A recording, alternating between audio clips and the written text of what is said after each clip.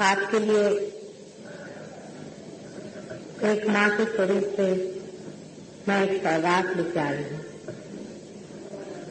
जिसका नाम बहुत अद्भुत है और हो सकता है कि आपको विश्वास ही न हो कि एक साधारण स्त्री आप ही की जैसी घर गृहस्थी में रहने वाली इस तरह की सौगात लेकर कैसे आती। इस सौगात का नाम है सहज मोक्ष।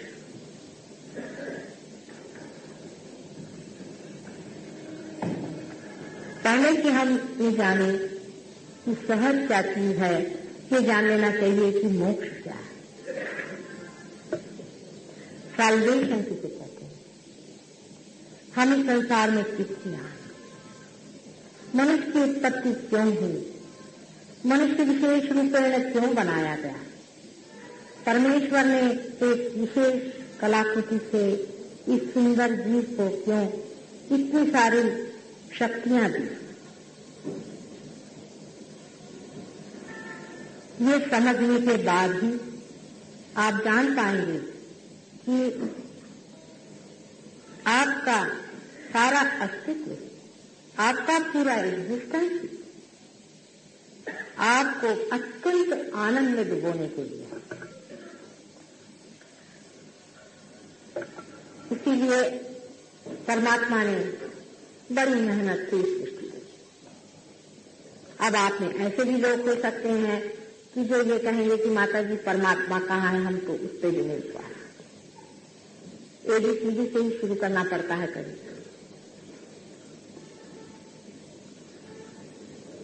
परमात्मा है या नहीं, ये बात बहुत आसानी समझ आती है अगर आप साइंस सीख रहे हो। साइंस से ही अब सिद्धता हो गई है कि परमात्मा है।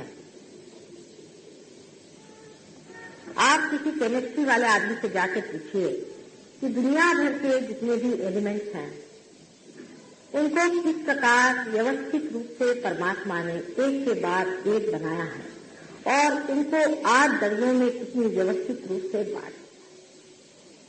ये कोई चीज बगैर सोचे समझे किसी प्लानिंग के हो सकती है।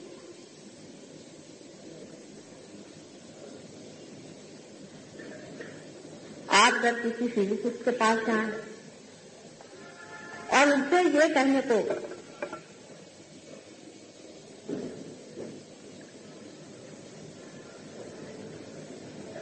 कि क्या ये जो पृथ्वी है, इस पृथ्वी की इतनी जोर की गति से घूमने वाली इस चीज, किस चीज ने ऐसा बना दिया है कि इस पर आदमी और आराम से बैठे, ये कौन सी चीज है? इस पृथ्वी पर अगर कहीं भी कोई जरा ज्यादा मास हो जाए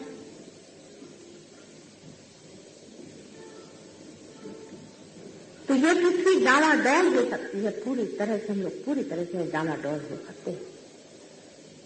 उसका सारा चालन इस पूरी सुव्यवस्था से, सूर्य से हमारा अंतर का रखना, पूरी ही व्यवस्था इतनी कमाल की है कि इसके पीछे कोई न कोई जरूर जादूगर है।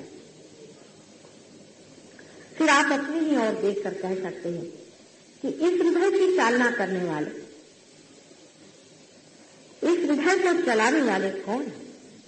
उसको आप सिद्धि नाम, प्रकृति नाम दीजिए, नेचर नाम दीजिए, उसको आप परमात्मा कहें, अपनी भाषा में आप उसे चाहे कुछ भी कहें। लेकिन अब साइकोलॉजिस्ट भी कहने लगे कि अपने यहाँ अंदर में कोई ऐसा विश्वव्यापी आत्मा है जिसको वो अनकॉन्शियस, यूनिवर्सल अनकॉन्शियस कहते हैं, कि जो कुछ अजीब सी बातें हमारे लिए करता है, हमें संतुलन लाता है, हमें संभालता है, हमें स्वप्न में आकर के बचाता है, वो भी इस बात को कहने लगा। जिस कगार से आज मनुष्यता पहुंच गई है वो इतना जरूर समझ गई कि बीच में कुछ खाई जरूर है। जब तक खाई दिखाई नहीं दी थी, खाई तक ले जाना जरूरी होता है।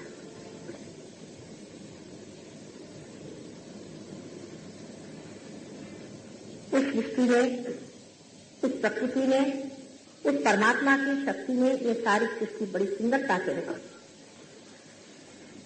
उसने 3 शक्तियों को उपयोग में लाया।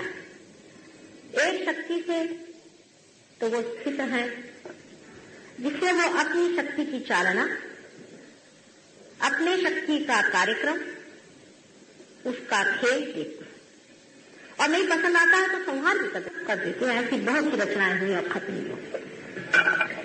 दूसरी शक्ति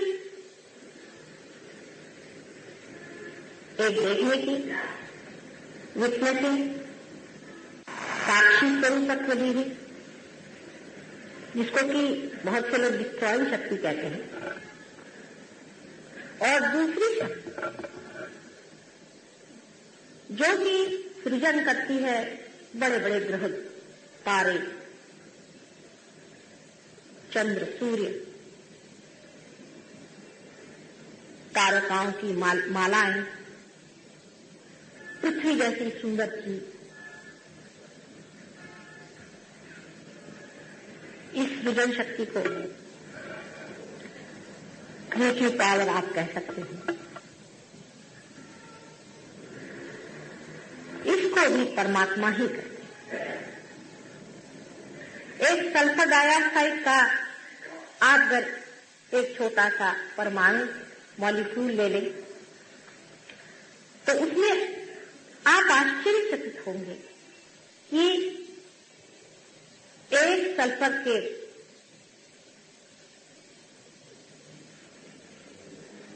अंदर से कैसा अनुकंपन, वाइब्रेशन आ रहा है। हालांकि वो बिजली जैसा है, इलेक्ट्रोमैग्नेटिक है, लेकिन उसको कौन वहां चला रहा है? उस एक छोटे से परमाणु में उस चीज को कौन चला रहा है? उस अणुरेणु में कौन कंपित है? अगर मैं यहां बोलूं नहीं तो आपके पास कोई आवाज नहीं आने वाली। उस छोटे से अणुपरमाणु में वही शक्ति काम कर रही है जिसने सारी सृष्टि की सृजन की है और जो सोचती है और समझती है और सब चीज पे अनुशासित है। आप चाहे विश्वास करें या न करें। तीसरी शक्ति परमात्मा ने जो इस्तेमाल की है, इसे बहुत ही खूबी से काम में लाया हुआ है। वो उत्क्रांति की शक्ति है, रेवलेशन की शक्ति है। जिस शक्ति के कारण धीरे धीरे मनुष्य इस दशा में आ गया, इस चेतनामय दशा में आ गया। सल्फर डाइऑक्साइड में जो शक्ति स्थित है वो नहीं जानती कि मेरे अंदर कोई शक्ति भी स्थित है। उनको ये भी नहीं पता कि इसके अंदर से कुछ चल रहा है, नहीं चल रहा है, मैं कहाँ खड़ा हूं, कि मेरी क्या एटॉमिक स्थिति है। वो कुछ नहीं पता। वो बस सिर्फ स्थित है, जहां तहां जमे हैं, पूरी तरह से अनुशासित है। उसके बाद जो उनकी तीसरी शक्ति है, उसी में जीवन का स्पंदन शुरू हुआ। उसी शक्ति के वजह से जीवन का स्पंदन शुरू होने के बाद मनुष्य में उत्क्रांति यानी इवोल्यूशन होना शुरू हुआ। मैं कहूंगी कि पहले तो प्राणी मात्रों में ही हुआ, उससे भी पहले आप जैसे जानते वनस्पति में हुआ, और आज मनुष्य में भी उस उत्क्रांति की आखिरी दशा आ गई। आप जब किसी बंदर का सर देखें तो वो यहां से आधा कटा हुआ नजर आता है।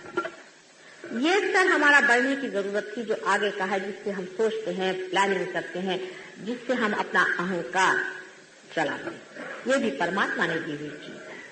इसे जूझने की कोई जरूरत नहीं, इसे घबराने की कोई जरूरत। ये हिस्सा भी हमारा इतना आगे आना चाहिए था। हमारा शरीर का जीवन यंत्र भी इतना पूरा तैयार होने का था, इसीलिए ये कार्य हुआ।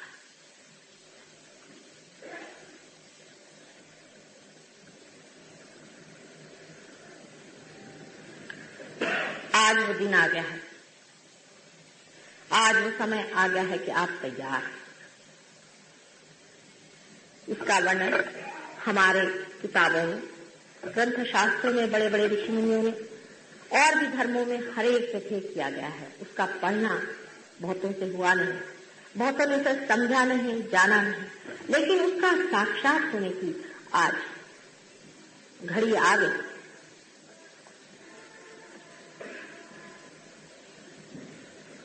इस प्रकार हमारे अंदर जो 3 डायमेंशन आज तक थे, 3 आयाम पर जो हम चल रहे थे, उस 3 आयाम से अब चौथे आयाम पे उतरने का समय आ गया है। और उस चौथे आयाम की बात बहुत दिनों से चल रही। इतना ही नहीं कि इसकी बात चली है, लेकिन उसका इशारा भी हमारे दिमाग में है। ये हम लोग अब समझ रहे हैं कि हमसे भी परे कोई जरूर ऐसी शक्ति है जो हमें चलाती है। आइंस्टीन के नए खोज से सारे साइंटिस्ट जो हैं अपनी अपनी जगह पर बैठ गए और हैरान हो गए कि आज तक जिस चीज को हम इतना प्रमाण और सत्य समझ बैठे थे, वो बात सही नहीं है, चीज कुछ और निकल है। इस सब शक्ति का सूत्र वही चौथा आयाम है, 4th डायमेंशन। जिस सूत्र से ये सारी ही शक्तियां चलती हैं, जो ये 3 शक्तियों से परे, त्रिगुणों से परे, विचारों से परे अपने अंदर बह रहा है, उस सूत्र से एकाकार होना, उससे आइडेंटिफाइड होना,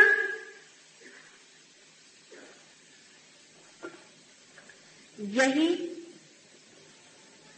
मोक्ष, यही मोक्ष का रास्ता है। जहां आप निर्विचार में जाग जाते हैं, सोते नहीं हैं। ट्रांस की बात मैं नहीं करती, वो तो एक मायावी खेल है जिसके बारे में मैं बाद में आपको बताऊंगी। मैं तो आपके होश में जागते हुए इस चीज को जानने की बात कर रही हूं, क्योंकि जानवरों का जो कुछ भी आज तक इवोल्यूशन हुआ है, उत्क्रांति हुई है, जब वो इंसान बने हैं तो उन्हें कोई होश नहीं था। वो अपने होश में कोई उन्होंने उत्क्रांति नहीं पाई, क्योंकि वो अनुशासित थे। लेकिन मनुष्य स्वतंत्र हो गया, और स्वतंत्र होने के बाद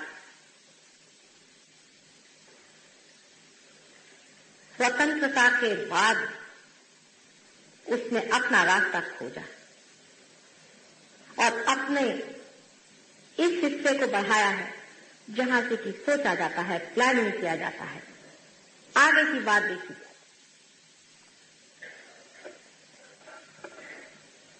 जब आज संपूर्णता पे ये यंत्र तैयार हुआ है, तभी ये प्रकाश जागृत होने वाला है। जैसे कि आपने दीप संजो के रख दिए, उसमें बात लगा दी, तेल डाल दिया है, तीनों डायमेंशन तैयार है, अब सिर्फ उसमें बात डालने की बात है। उसको किसी तरह से दीप जलाने की बात है।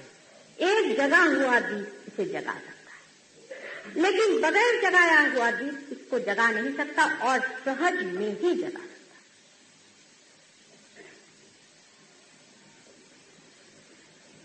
मोक्ष का मतलब सीधा सीधा ये है कि जिस सूत्र के द्वारा, जिस शक्ति के द्वारा ये सारी सृष्टि का रचनात्मक कार्य हुआ और जिसके द्वारा हम भी तैयार हो,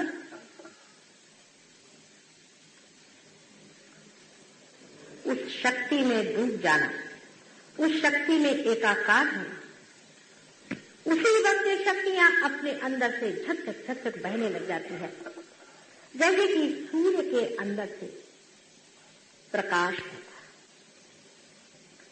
लेकिन इस सोच विचार में और इस कूद फाड़ में मनुष्य बड़ी गलतियां कर रहा है। मैं और गलतियों की बात नहीं करूंगी जो अनैतिक है, लेकिन धार्मिकता में भी बड़ी गलतियां हो गई। बहुत गलतियां हो गई हैं, सभी माफ हो सकती हैं, क्योंकि अज्ञान में बालक कुछ भी कर दे, किंतु प्रेम ऐसी परम शक्ति है कि वो सभी गलतियों को माफ करके उस परम चीज को दान, कर सकते। इसी प्रेम की शक्ति ने ही सारा संसार रचा है। उसी प्रेम ने आपको बनाया है और आज आपके अंदर बसा हुआ प्रेम जाग उठता है, इससे सारा संसार प्रेममय हो सकता है।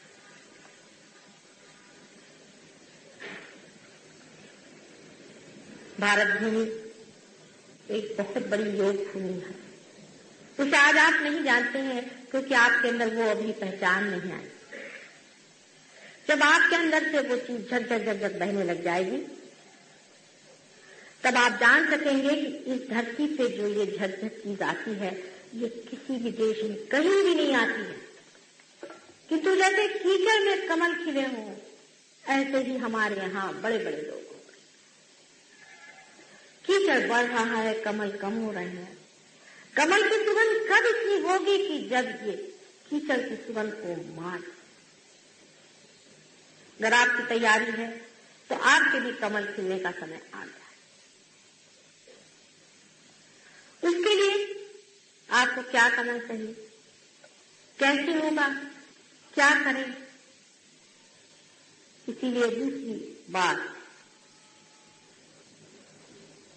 कि सहज, सहज, सह माने विक, साथ ज माने जन्मी, बॉर्न। आप ही के साथ जो पैदा हुई है उसके लिए क्या करने का है? आप ही के साथ आपकी आंख है, आप ही के साथ आपकी नाक है, आप ही के साथ ये सारा शरीर है। इससे अपने ही आप सारा काम ले रहे हैं। इसके साथ क्या करने का है? उसी तरह से आपके साथ ये आपका अधिकार पैदा हुआ है। आपका यंत्र आप ही के साथ, आप ही के अंदर में व्यवस्थित रूप से संजो कर, सजा कर रखा गया है, जो कि आपकी स्वयं मां है। वो बार बार आपके साथ जन्म लेती रही है, अनेकों बार उसने आपके साथ जन्म लिया है और वो लालायित है कि मैं अपने बच्चे को फिर से एक बार वो पुनर्जन्म दे दूं कि जिससे वो उस महान आनंद को प्राप्त करे। जैसे कि मेरे सामने एक मशीन है आज, आप जानते हैं कि इसको पहले खूब अच्छे से तैयार किया गया और तब मेरे सामने लाया गया है और इसमें से मेरी आवाज आपके पास आ गई। लेकिन प्रश्न ये है कि हम लोग सहज नहीं हैं। मनुष्य के लिए सहज होना अत्यंत कठिन होता है, कुत्ते बिल्लियों के लिए, पेड़ों के लिए बिल्कुल ही नहीं कठिन। एक बात छोटी सी सोचिए कि जिस दिन आप पैदा हुए उस दिन आप एक सिर्फ इंसान के रूप में पैदा हुए। चाहे आप हिंदुस्तान में पैदा होते, चाहे आप इंग्लैंड में पैदा होते, चाहे अमेरिका में होते, चाहे जापान में होते, चाहे चाइना में होते। परमात्मा ने तो ये सब इंग्लैंड अमेरिका नहीं बनाया, न चाइना बनाया, न हिंदुस्तान बनाया। लेकिन जैसे ही आप पैदा हो गए वैसे ही आपने सोच लिया कि आप एक हिंदुस्तानी। मिथ्या शुरू हुआ। दूसरी बात उसमें फिर सोच में आ गई कि आपके ये माँ बाप, दूसरा मिथ्या। तीसरा मिथ्या शुरू हुआ कि आपके घर बार वाले हैं, ये गांव आपका है, ये बंबई शहर हमारा है। उसके बाद शुरू हुआ कि हमारा ये नाम है, ये हमारा काम है, ये हमारा ओहदा है। ये सब मिस आइडेंटिफिकेशन ऑफ लाइफ, सब मिथ्या है। सब मिथ्या को हम कितना अपना समझ लेते हैं, उसके लिए जूझते हैं, दुनिया से लड़ते हैं, उससे आफत हटाते हैं। लेकिन जो कुछ भी मिथ्या है वो मिथ्या ही है, मिथ्या रहेगा और मिटता रहेगा। जो सत्य है तो एक ही है कि आप मनुष्य हैं और मनुष्य से ही आप अति मनुष्य हो सकते हैं। आप सुपरमैन हो सकते हैं, जिसमें कि आप उस दशा में पहुंच जाएंगे जहां से आप देखेंगे कि ये खेल क्या चल रहा है। परमात्मा की अपनी ही ये शक्ति आपके अंदर से इसलिए बहेगी कि आप जानेंगे कि उसकी शक्ति क्या होती है, उसके करामात क्या होते हैं, वो काम कैसे करता है। इसके लिए कोई मैं आपको पढ़ा लिखा नहीं सकती, मंत्र वगैरह से भी कुछ नहीं हो सकता, किसी भी चीज से ये चीज हो नहीं सकती। बड़े बड़े पंडित लोग आते हैं मेरे पास में, मैं तो उनकी विद्वत्ता देख करके सोचती हूँ मैं तो महामुखी हूँ आगे। लेकिन उनसे मैं पूछती हूँ क्या आपने उस आनंद को पाया, उस परम सुख को आपने पाया जिसकी चर्चा आप कर रहे हैं? वो तो माता जी बहुत कठिन काम है, वो तो हमारे बस का नहीं, उसके लिए तो ये करना होगा, उसके लिए वो करना होगा, हमारी शुद्धि करनी पड़ेगी। काहे की शुद्धि कर रहे हैं? हम तो माँ हैं, हम करेंगे आपकी शुद्धि। वो इस बात को नहीं मानते। विद्वानों की कोई माँ नहीं होती, कुछ नहीं होता, वो सबसे बड़े होते, इतने पढ़े लिखे हो जाते कि उनकी माँ भी कोई नहीं होती। ऐसा पढ़ा लिखा आदमी सहयोग के काम नहीं आता। एक तरह का एक विचित्र अहंकार दिमाग में आ जाता है। मैं ये नहीं कह रही हूं कि मनुष्य में अहंकार नहीं होता, अहंकार तो होता है और प्रति अहंकार भी होता है, ईगो भी होता है, सुपर ईगो भी होता है। उस पर मैं कल आपसे बातचीत करने वाली हूं। लेकिन उसका जो विद्रूप रूप सामने आता है, उसकी जो उलझने हमारे सामने आती हैं, वो इस तरह से हमें जकड़ी रहती है कि मनुष्य से छोड़ने के लिए तैयार।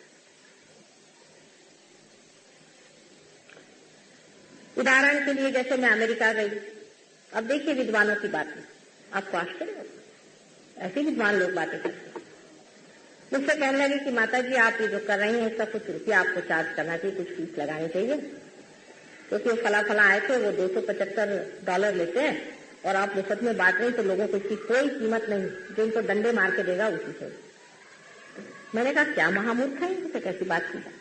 मैंने कहा भाई तुम मेरे प्यार की जो कीमत लगाना चाहो लगाओ, कितना देते? अब जब तुम अपने माँ के प्यार की भी कीमत लगाने को बैठे, यानी इस महामूर्खता को क्या कहा जाए कि वो परमात्मा को भी सोचते हैं पैसे से कमा सकते। मनुष्य को इतना अहंकार इस पैसों से हो गया है कि वो सोचता है कि परमात्मा को भी वो कमा सकता है। वही हाल हमारे मंदिरों में हो गया है, मस्जिदों में हो गया है, चर्चों में हो गया है। यहाँ जाइए वहीं वो धर्म की दशा हो गई है। इसका क्या ज्ञान, इसमें कौन सा ज्ञान, इसमें कौन सी विद्वत्ता है? मुझे बताइए आप कि आप मंदिरों में कहते हैं कि भाई चलो मेरा 101 रुपये चढ़ावा ले लो और मुझे मुक्ति दो। आप पैसों से परमिट खरीद रहे हो। आप भाई मैं तो बड़ा दानी आदमी हूँ माता जी, मैंने तो उस मंदिर में इतने रुपया दिए। और पता ये हुआ कि उसको जो पुजारी साहब को मैंने देखा तो पता हुआ कि महाराक्षस। मथुरा में जहाँ पे कृष्ण बसे, जिन्होंने सारी अपनी लीलाएं की, आपको आश्चर्य होगा कि मैं मथुरा में गई तो देख के दंग हो रही कि वहां के जो पुजारी लोग हैं उनमें से जिन से मैं मिली, औरों का तो मैं नहीं कह सकती, सभी वही अनुचर है जो कंस के अनुचर थे और राक्षस रहते थे और आज सबको लूट रहे। कोई भी धार्मिक आदमी पैसे की लूट नहीं बता सकता, दूसरे के पैसे पे रहने की उसमें आदत ही नहीं होती। उसकी दानत ही ऐसी होती है कि उसको कोई खरीद ही नहीं सकता, उसका खरीदने वाला पैदा ही नहीं हो सकता। उसको जो खरीद ले वो क्या धार्मिक होगा? मनुष्य की बुद्धि इतनी बेवकूफ है कि वो धर्म को खरीदना चाहती है। कितनी असहज बात, इम्पॉसिबिलिटी है। आप इम्पॉसिबिलिटी की बातें करते हैं फिर कहेंगे कठिन है। जरूरी कठिन है परमात्मा की ग्रेस आना।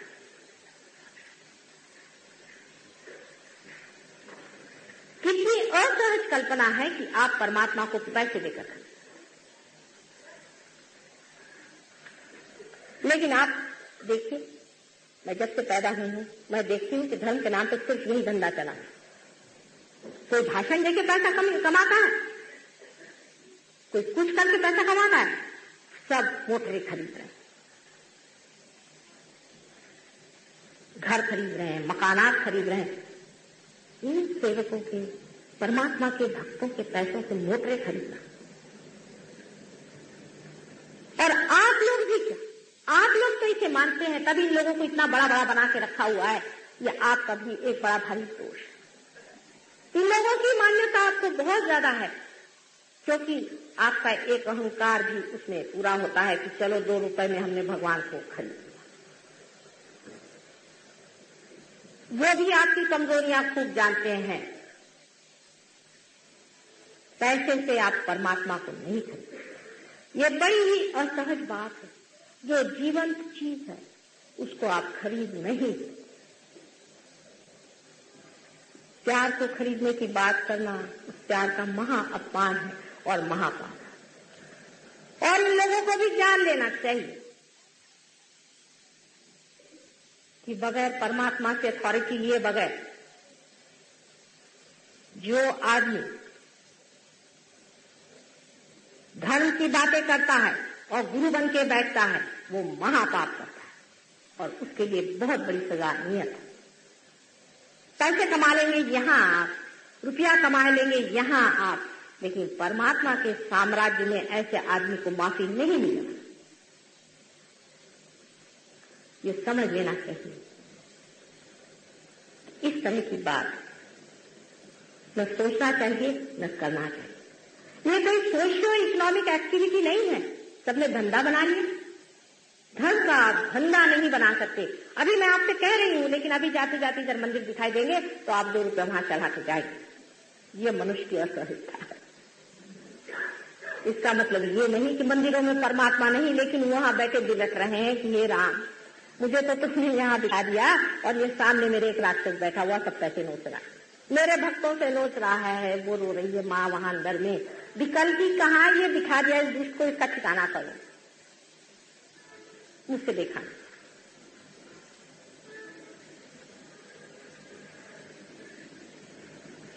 असहज, सारी ही बातें असहज में आती। दूसरा तरीका यह है कि आप अपनी शुद्धि करा रहे हैं। पहले तो शुद्धि होती दूसरे ही करते, पैसे दे दे करके भी बहुत से लोग शुद्धि करते। नहीं पैसे से, तो मन से हम अपनी शुद्धि करा रहे हैं। जो करने वाला है वही तो गड़बड़ है। जो करने वाला आपके अंदर है वही गड़बड़ है। उससे आप क्या करा रहे हैं? जैसे कि आपने ये तय कर लिया कि हमें शुद्धि करानी है,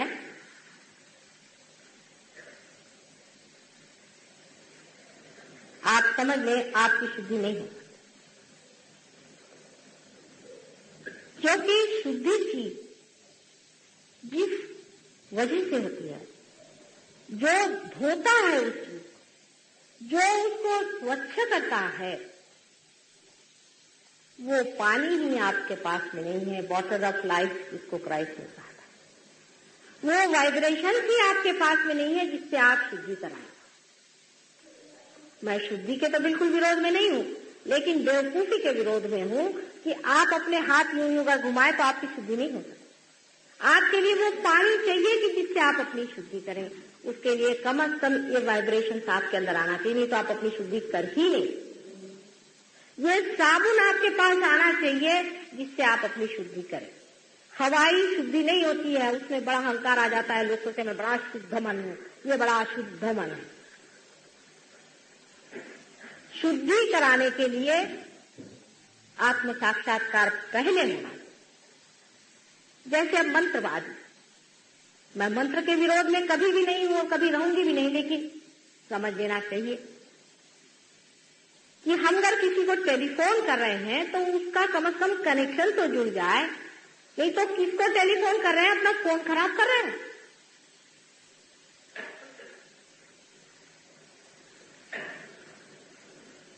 भगवान के मामले में हम तो ये सोचते हैं कि हम जो भी कहें वो ठीक है और जैसा भी करें वो ठीक है। यही मनुष्य की असहज भावना है कि परमात्मा के बारे में अपनी कल्पनाएं बना के रखना, ये मनुष्य की महामूर्खता। क्योंकि वो जैसा है वैसा है, उसको आपको देखना है, जानना है, तब उसके बारे में आप सोचिए। आपने अपने मन से सोच लिया कि ऐसा भगवान है,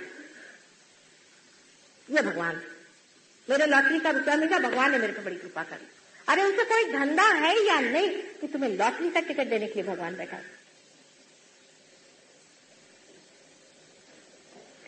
परमात्मा जैसा है वैसा है और जो आपको देना है वही देगा, आपके कहने से नहीं देने वाला। कल अगर कोई बच्चा मुझसे आकर कहे कि माँ मुझे जहर दो, तो क्या मैं उसको जहर दूं? वो अगर कहे कि माँ मुझे किसी तरह से मेहनत करके ऐसी चीज ला दो जिससे मेरा मनोरंजन मात्र हो जाए थोड़ी देर के लिए और बाद में मेरी खोपड़ी फूट जाए, क्या ऐसी चीज मैं उसे दूंगी? हम अपने बच्चों को वही चीज देते हैं जो असलियत होती, जो एब्सोल्यूट होती। वही देना चाहिए। जो माँ बाप ऐसी चीज नहीं देते वो गलती कर रहे हैं, वो माँ बाप नहीं, गलत माँ बाप। परमात्मा से भी जो मांगना है वो परम ही मांगिए, और कोई चीज मांगने की है ये नहीं क्योंकि उसके पास परम ही है। और ये क्या माया और छल कपट, ये उससे मांग रहे हैं। इस चक्कर में आप दौड़ रहे हैं जिससे सिर्फ आपके अंदर के भय, आशंकाएं और आपसे मची, जिससे आपके सर में सारे टेंशन भरे हुए हैं और आप परेशान। ये भी कोई मांगने की चीज है। अगर राजा के पास जाइए तो बादशाहत मांगिए, कोई भिखारी के पास जा रहे हैं क्या?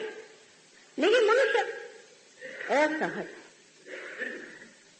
वो असहज है। और जो लोग इस तरह की चीजें उनको करामात करके देते हैं उसको बहुत कुछ समझ।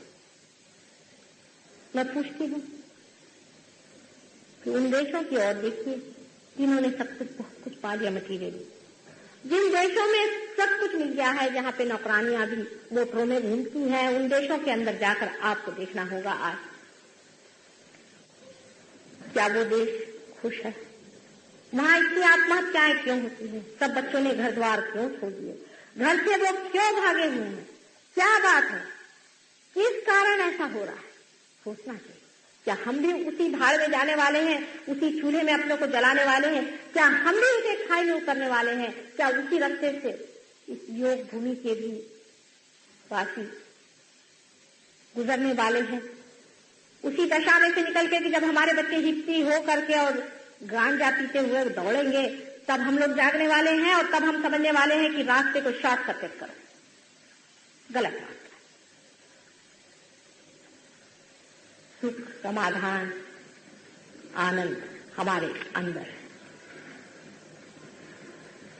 पर इसका मैं कोई आपको आदेश नहीं दे सकती, इसके लिए मैं कोई आपको शिक्षा नहीं दे सकती, इसके लिए मैं आपको कोई नियम नहीं दे सकती,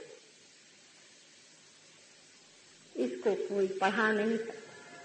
जो एक बीज अपने आप से उग आता है उसी तरह से आप ही के अंदर बसा हुआ आप ही का बीज अपने आप से उगाता है। मैं तो केवल थोड़ा सा प्यार का पानी उसमें डाल दूं और जब आपका बीज जल जाएगा तो आप भी प्यार का पानी दूसरे में डाल सकते हैं। जब एक दीप जल जाएगा तो वो दूसरा दीप जला सकता है। सहज में ही जीवन चीज बनती है। मनुष्य के कृत्रिमता से कोई जिंदगी नहीं बन सकती, लाइफ से। लेकिन इस चीज को आप बुद्धि से जान भी लें और समझ भी लें तो भी ये चीज अंदर साक्षात नहीं है, तो भी सत्य दूर से ही दिखाई देता है। सत्य हमारे साथ में एकाकार नहीं होता है, आइडेंटिफाइड नहीं होता है। सत्य को तो हम खूब जानते हैं, किताबों में पढ़ते हैं, देखते हैं, लेकिन सत्य हमारे साथ आइडेंटिफाइड नहीं होता। सत्य जो है हमसे दूर ही रहता है। सत्य को हम देखते हैं, उसका दर्शन मात्र होते रहता है और ऐसा लगता है कि कोई छलता है, तो समझ में नहीं आता। माना कि सत्य यही है, लेकिन सत्य से हम एकाकार नहीं हो पाते, उससे तादाद नहीं हो पाते।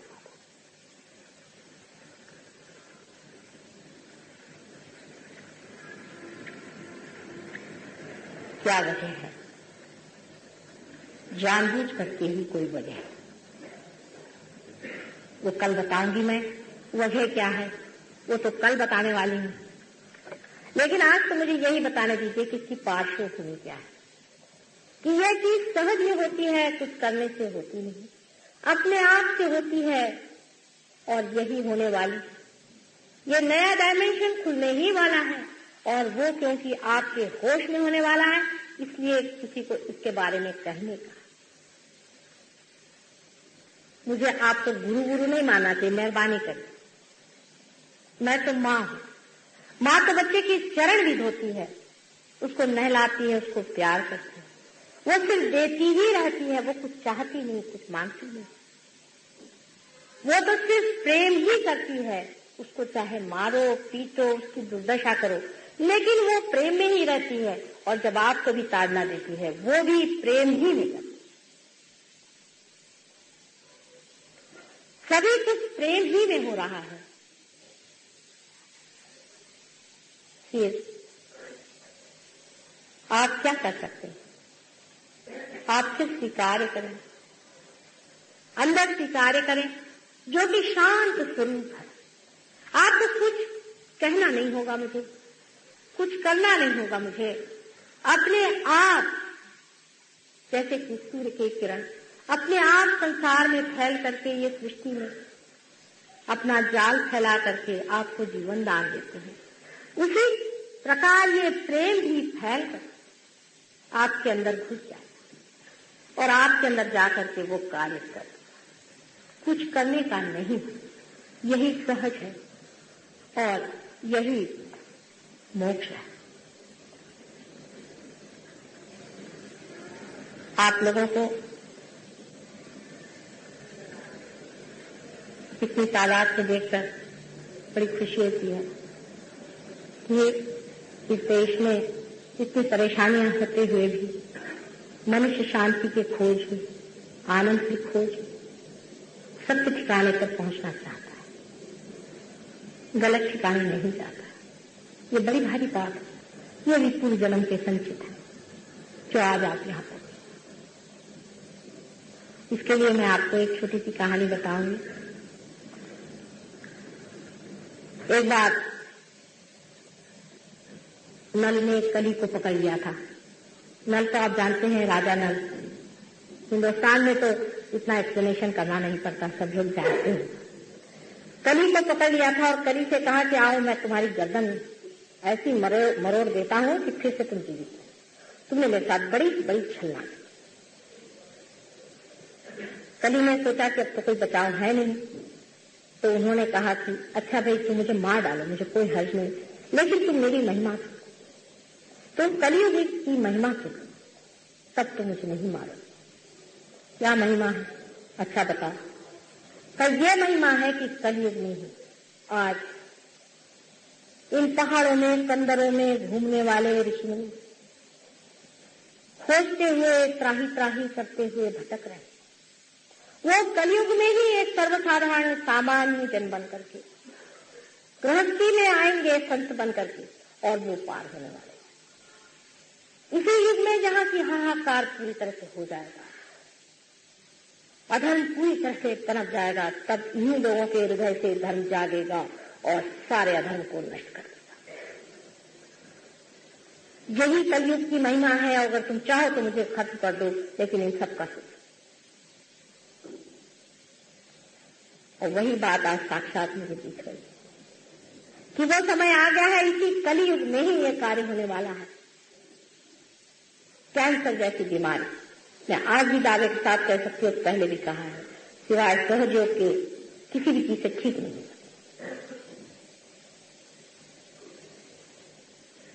सारी ही बीमारियां इन वाइब्रेशन से ठीक हो सकती हैं अधिकतर, लेकिन बीमारियों में कोई इंटरेस्ट नहीं लेना चाहिए।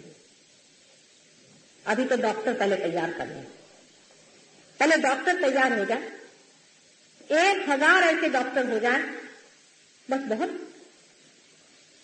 और उसके लिए आपको डॉक्टर भी पास करना नहीं होगा, क्योंकि यहाँ तो ऐसे हाथ करना है और ऐसे हाथ करना है और यूं हाथ करना है, बस वाइब्रेशन आ गए, उनको घुमा देना है, काम खत्म। इशारे पे नाचेगी सारी प्रकृति। जब आपके अंदर कोई चीज बहने लगेगी, आपको आश्चर्य हो कितने सहज में ही आप ये कार्य को कर सकते हैं। बहुत ही सहज में, और आपको अपने ऊपर आश्चर्य होगा। बहुत से लोग ये कहते हैं, माता जी हम तो बड़े पापी हैं, हमें कैसे हो सकता है? मैंने कहा मेरे सामने ऐसे नहीं कहो। कोई बच्चा अपनी माँ से जाके कहे कि माँ बहुत पापी हूं मैं, तो माँ सिर्फ रोएगी और कुछ नहीं सकती। ऐसे मेरे आगे नहीं करो। ऐसा कौन सा तुम्हारा पाप है जो मैं नहीं खा सकती? ऐसी कौन सी तुम्हारी गंदी बात है जो मैं शोषण नहीं कर सकती? ऐसी कौन सी दुर्घटना है जो मेरे पेट में नहीं आ सकती? मैं सभी चीज को संभाल सकती। मां की शक्ति ऐसी प्रचंड होती, उसको न ललकार। तुम कोई पापी नहीं। कौन पापी? किसी के अंदर जल्दी हो जाता है, किसी के अंदर देर से होता है, किंतु जब आप इससे दौड़ पड़ते हैं, जब आपका वो रास्ता शुरू हो जाता है, तब मेहनत करनी पड़ती है।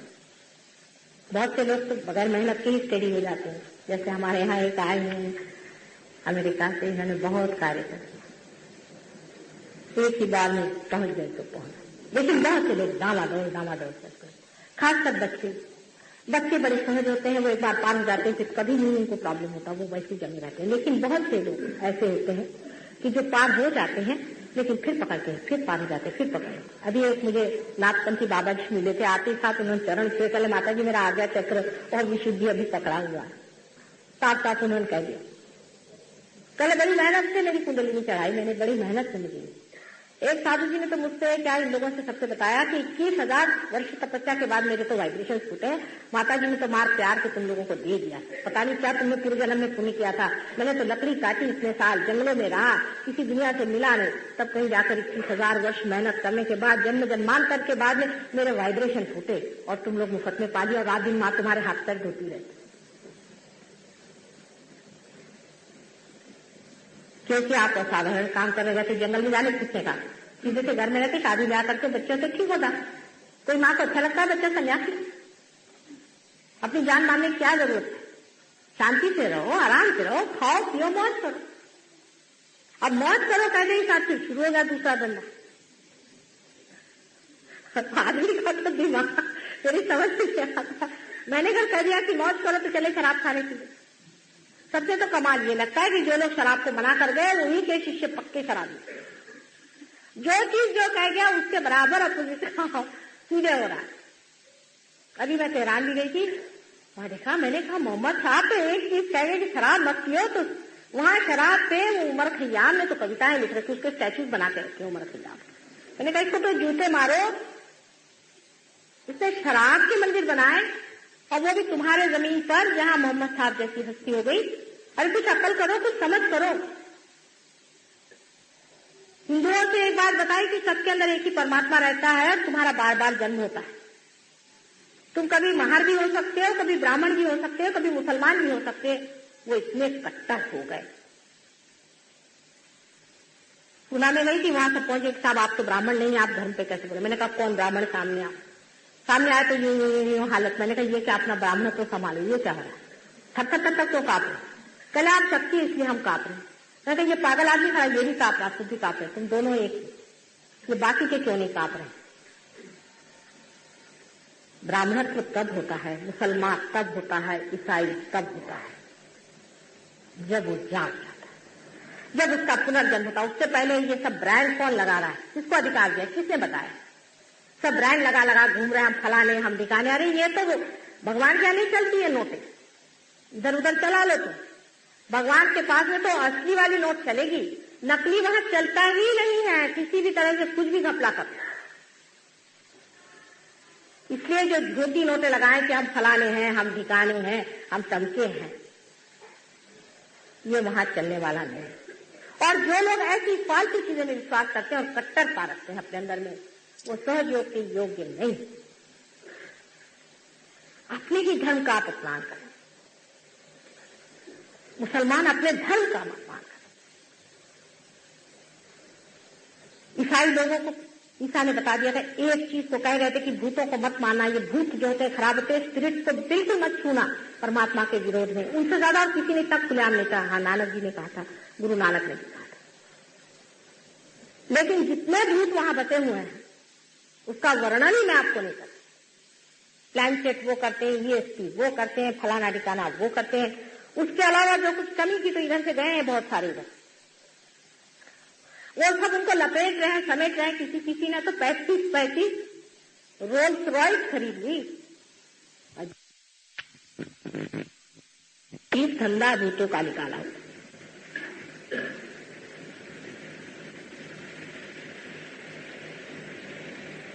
इस तरह की चीजें, जिस चीज को कहा गया वही चीज उसके ही उल्टे जो धर्म सिखाता है वो धर्म नहीं। धर्म को पूरी तरह से पहचाना, और खासकर हिंदू धर्म जैसा ऊंचा धर्म जिसमें कि ऋषि मुनियों ने न जाने कितना ही पता लगा दिया है, कितना इतनी बारीक बारीक चीजें इन्होंने पता लगाई। कभी कभी आश्चर्य लगता है कि ये मानव इन्होंने कैसे इतना जाना, इतनी बारीक बारीक बातें कैसे जानी। मैं जब देवी महात्म्य को पढ़ती हूँ तो मैं सोचती मार्कंडेय स्वामी क्या माइक्रोस्कोप लेकर लगे थे? अरे साहब इतना बारीक उन्होंने कैसे जाना। जब मैं आदि शंकराचार्य को पढ़ती हूँ तो दंग रह जाती हूँ, कि कैसे उन्होंने एक एक छोटी बात का कि हूं का मतलब क्या है, हाँ का मतलब क्या है, रीम का मतलब क्या, कैसे पता लगाया। एकदम शरणागति। बहुत मुश्किल काम है, बहुत मुश्किल काम है। पता नहीं कैसे ये सब पता लगाया। इतने बड़े धर्म की प्रस्थापना जो हुई है, कोई एक आदमी पर नहीं, कट्टरता तो सवाल ही नहीं उठता हिंदू धर्म में, होना ही नहीं चाहिए। और जो इन लोगों ने पता लगाए हुए हैं वो सब सच्चे हैं, लेकिन उनके रटने से और पढ़ने से उस सत्य का आपको दर्शन नहीं हो सकता है जब तक आप सत्य का अंदर साक्षात न करें, आप स्वयं सत्य स्वरूप न हो।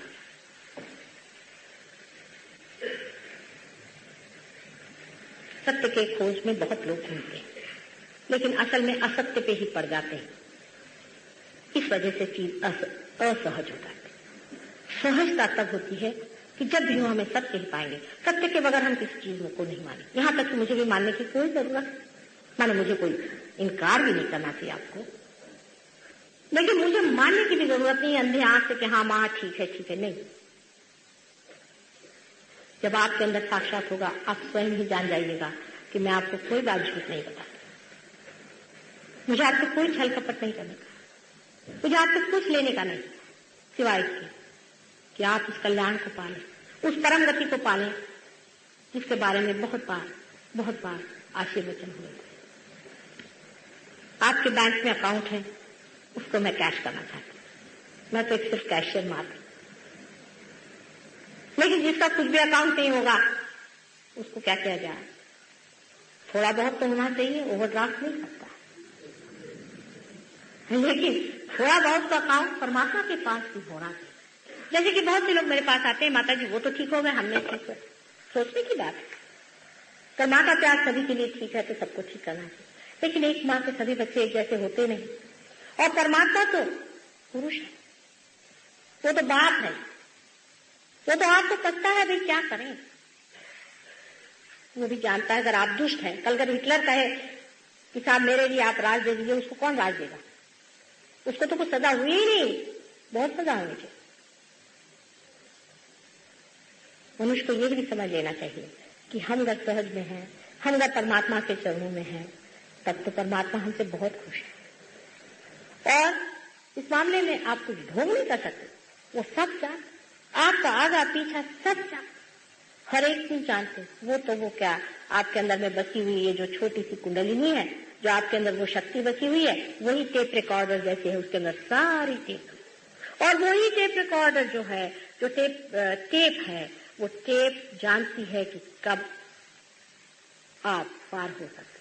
वो तभी उठेगी, वो तभी चलेगी जिस वक्त में आप ऐसे आदमी से साक्षात करेंगे जिसके पास धर्म की अथॉरिटी है। और बाकी जितने कुंडलिनी के खेल करते हैं बहुत तमाशा कर रहे हैं। ये कुंडलिनी की जागृति नहीं करते हैं, ये तो गणेश जी का उसमें अपमान करते हैं बहुत बड़ा।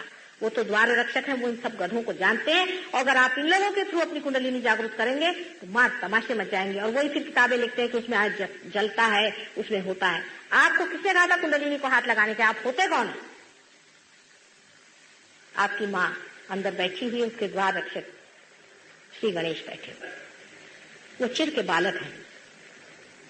उनको मालूम है कि उनकी माँ लज्जा से ढकी हुई, उसकी इज्जत, उसकी आबरू संभालना उनका कर्तव्य है।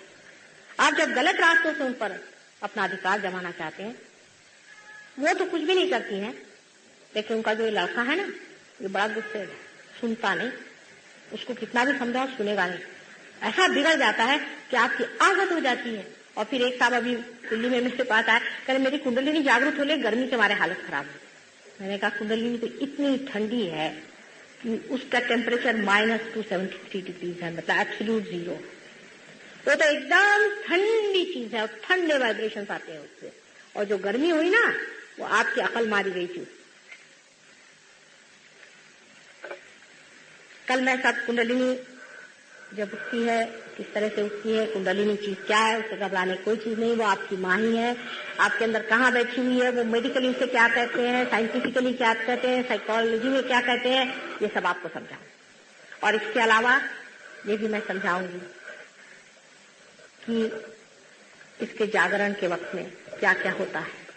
आप में कौन सी चेंज आ जाती है, आपके माइंड की कौन सी दशा हो जाती है, इस पर मैं आपसे विवेचन करूंगी।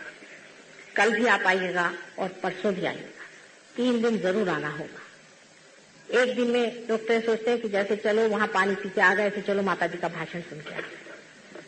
अपने लिए समय निकालिए।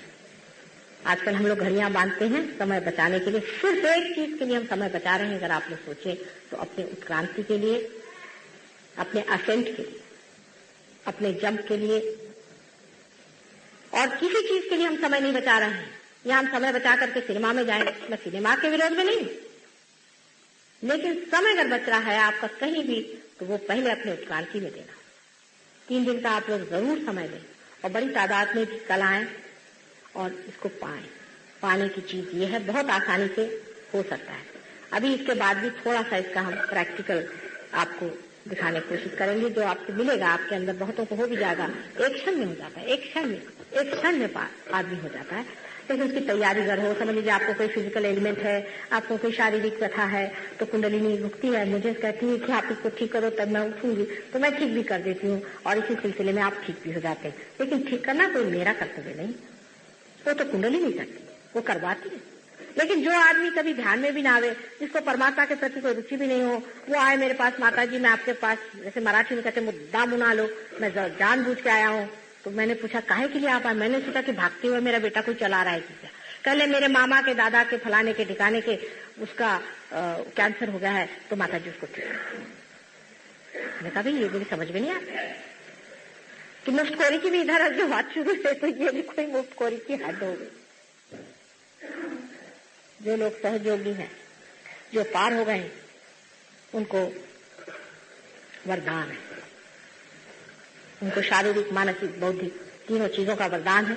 इतना ही नहीं, लेकिन संसारिक भी वरदान है।